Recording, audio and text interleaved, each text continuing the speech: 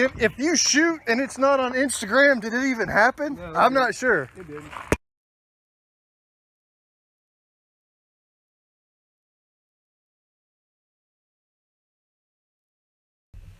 What's up, guys? Gonna do today the long-awaited review of this CCO clone in 9mm. Basically, if you don't know what a CCO is, I think it's a Colt Combat. I don't know, whatever. I'll probably Google it and put it here. Basically, it means Commander Slide Officer Frame. Dane Wesson makes a version. Colt makes a version. A couple other companies make a version. I also wanted to build an 80% a 1911 off an 80% lower. I don't know if you've seen Mosin Virus's YouTube channel, but I was inspired and I figured it would be a good opportunity. If I was going to build a 1911, I would build only one 1911 because I probably would never do it again after the first one. And if I was going to do it the first time, I was going to do it for a gun that I wanted to use in the CCP division, and it would be a 9mm and it would fit the box. This is basically going to be a three-part review. This is going to be a review on the gun itself, its general function, the features that go into it, what makes it, how it shoots, that sort of stuff. Then the second thing is going to be reviewing it as an IDPA CCP gun, because that's what it was built for, and I just shot the SandNat challenge with it, and I have a little better insight on how it performs in that role. And then third, I will review it as basically in the context of me shooting the SandNat challenge and what I learned about it. And then fourth, I might touch a little bit on this gun as a carry gun, because I do occasionally carry it. So let's get started.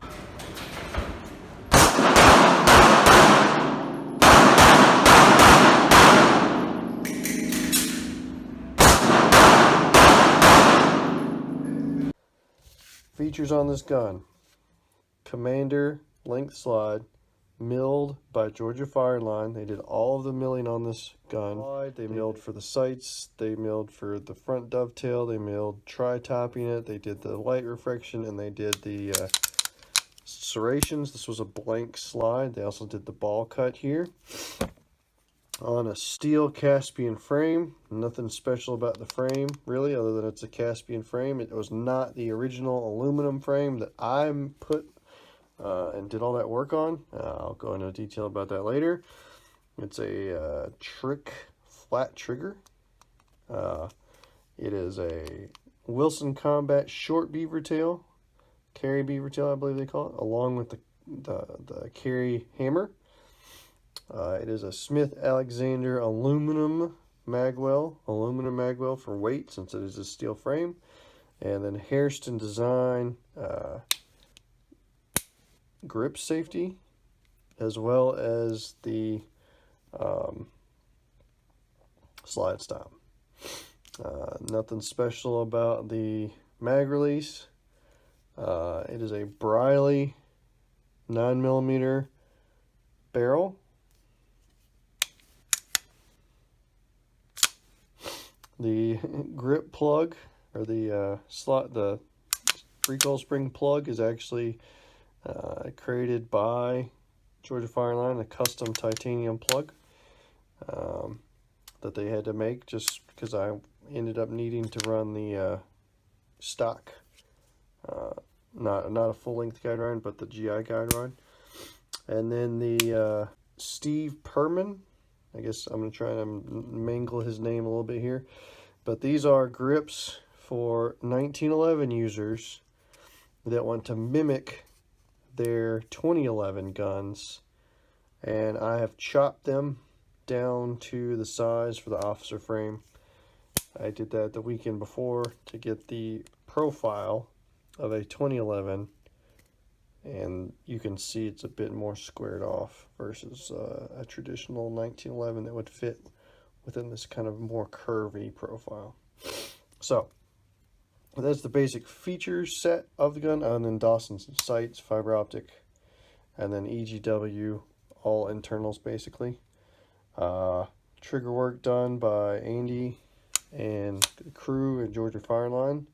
I wish I knew the exact pull, but it's probably in the 1 to 2 pound range. Not super duper light, but very crisp, very nice trigger, very nice reset. Let's see if I can do the reset. That's the reset. That's the fire. Reset again. That's it. That's it. That's all the trigger movement you have on this. Really, really great trigger. And so with the custom made fit, let me just clean this up for a second. This is a custom fit gun, basically a hand fit gun. And it's maybe not as tight as it could be, but this slide was fit by me to a different frame, and then it had to be fit to another frame, and I'll go into detail about that later. But Andy, I think, did an amazing job. Anyways, the Georgia Fire Line, there's no rattle. There's a little bit of flex back here. I can feel it. I'm not sure you can hear it, but that's it. The lockup is extremely tight, and it locks up at the bottom of the barrel up here in the front. So that's where the pressure's done. I don't like this. This is just straight out of the car right after the match, so you can see that lockup. So yeah, very happy with this gun. Shoots like a dream. I've got an 11-pound recoil spring in it that was for a GI length that's been cut for commander length. That keeps it very flat. It does not slam forward and dip. I've got the sights adjusted where I need it. And really, it's just a great firearm. It shoots very soft. It's all steel gun. I think it comes in under 39 ounces, of course, for the division, but all this weight, the bull barrel, everything really tames 9mm even in this compact size. Not that that's an amazing feat, but it matters in competition. It matters that it be as dampening as possible. And for carry, it's a tack driver. If you do your part, it's a tack driver. If with these magazines, you can have 9 plus 1, so your capacity is not really that diminished, and you can carry cocked and locked. Now, are you ready? Stand by. Finished. Unload. Show clear. Slide. Trigger and holster. I've had 0 malfunctions with this gun ever. I've ran my reloads through it, which are short loaded, basically 1.10 loaded short conical stuff. I've shot the SIG 365 defensive ammo out of it. Never have had a problem with it. The feed ramp built into this thing is perfectly blended. It's probably so filthy you won't be able to see in there, but you can see where it's, feeding right into that chamber. No issue. Really well blended in there. I don't know what to say other than this thing's a beast. It's probably a little heavy for carry, and with the 2011 grips on it, it's now a little bit more bulky. But that's a trade-off. So if I'm carrying this, I'm not going to just be carrying it for, no reason. I'm probably going to be carrying it for out waistband or somewhere where I can, probably not be as worried about concealed carry, maybe even out waistband carry. But this is just I was really happy with how it turned out.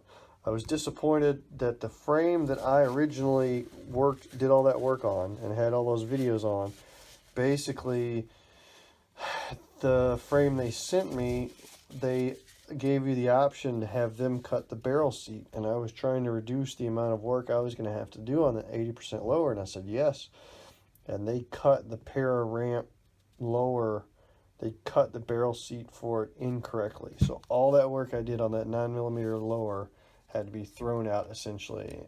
They gave me the option. They were like, look, we can try and fix this, or we can just buy you a new lower. Given how much the labor is going to cost you, you probably just want to go with another lower. And so that's what I did. And honestly, as a competition gun, the steel frame is preferable. I still make weight, but as a carry gun, the aluminum would have been nice. And so there could be a second iteration of this in an aluminum frame, and maybe slightly less competition-oriented choices made for it. Yeah, so that's it as a pistol. It's just a gun. It's reliable, it's soft shooting, it's accurate as all get out, and the capacity's not horrible. It can be a hobby gun or a competition gun or a carry gun.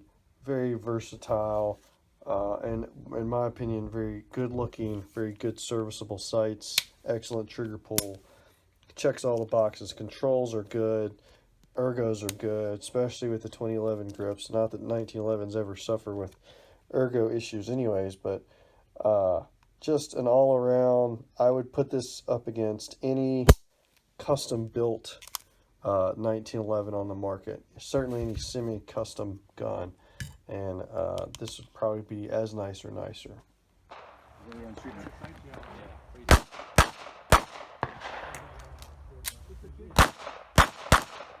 Now let's discuss it in the context of a 1911 or as a CCP gun for IDPA. Okay, couple good things, good advantages it's got here.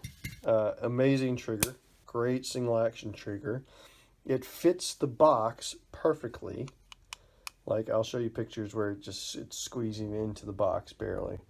So much so that the mags that I'm using had to be rounded off. I had to take those on a bench grinder to have them fit. So I had to take all the plastic, grind on it to make it fit. Now, when it does fit, it just drops into that box, no problem. But, you know, something to be aware about if you build your own. I had the 4 1/4 barrel chopped back to be flush to give myself a little wiggle room in the box up front, and I'm using the carry beaver tail, which gives me wiggle room in the back. It's this, I have to compress the sight and wiggle it in there, that's the issue. Also, the Hairston design, I did not use the tactical slim-sided one, which looks more like that. I went with the wide one that also pushes the limits of the box. And then another limit of the box that it pushes is a weight. It's like 38.6 ounces or something. It's pretty heavy. So there are some weight saving tricks that are done to this gun on the inside of it. And I'll show them to you briefly. They are cuts done by the gunsmiths at Georgia Firing Line, where, you know, most 1911s you can't see the extractor, and that cut just doesn't exist over there. Same thing with over here. And that's the weight savings to get this gun to fit in CCP. Also, the mag guide, the Smith Alexander mag guide, is aluminum rather than the steel version, which is also a tremendous amount of weight savings there. 1 second while I get this back together. So, why am I showing you this filthy gun? Okay, that's another, it was actually a point I wanted to make. I have put, you know, like 500 rounds down this gun now between cleanings, and it shows. I've used this chalk, this white chalk crap that is great for grip, but, you know, maybe not good if it gets into your barrel hood. And, you know, when I'm racking like that, I mean, there's a chance it comes off my hand into that area. And I've run this gun with all kinds of dirty ammo, tight group, lead-coated stuff, and it just runs. I mean, you can look in here, it's filthy, but it just runs. I haven't had any problems. It hasn't gotten sluggish. It's just good to go. And I expect that of my competition guns. I think a competition gun that you have to baby is not a very, it's a that's a pretty big detriment to a competition gun. These things are going to be asked to perform all day at a range with no opportunity for cleaning, up to like 300 rounds on some of the bigger matches. So this gun needed to be reliable, and in a custom 1911, to be reliable as well as accurate is something that's a fine line, where you want to have a good fit, you want to have a tight fit, but you also can't sacrifice that reliability for the tolerances that it's asked to handle in a competition setting. The barrel needs to lock up but unlock and just handle that dirt, grime, whatever. And this thing is a champ. It had no problem. Just ran. The mags are Wilson Combat mags. They're 9-rounders. Again, I shaved the base plate, but one of the nice things about a 9-rounder is that your first magazine, you put 9 in it. You put the +1 in. You boom, chamber that first round, and now you've got 8 in that mag, 8 + 1, and guess what? That's perfect for CCP, right? So I don't have to mess around with a Barney mag, and it yet still fits the box. So that's great.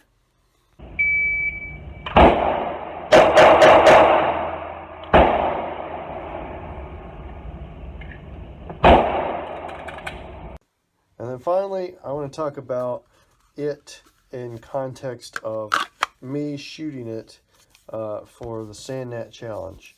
Let me briefly go into my gear. I used 3 Wilson Combat mags.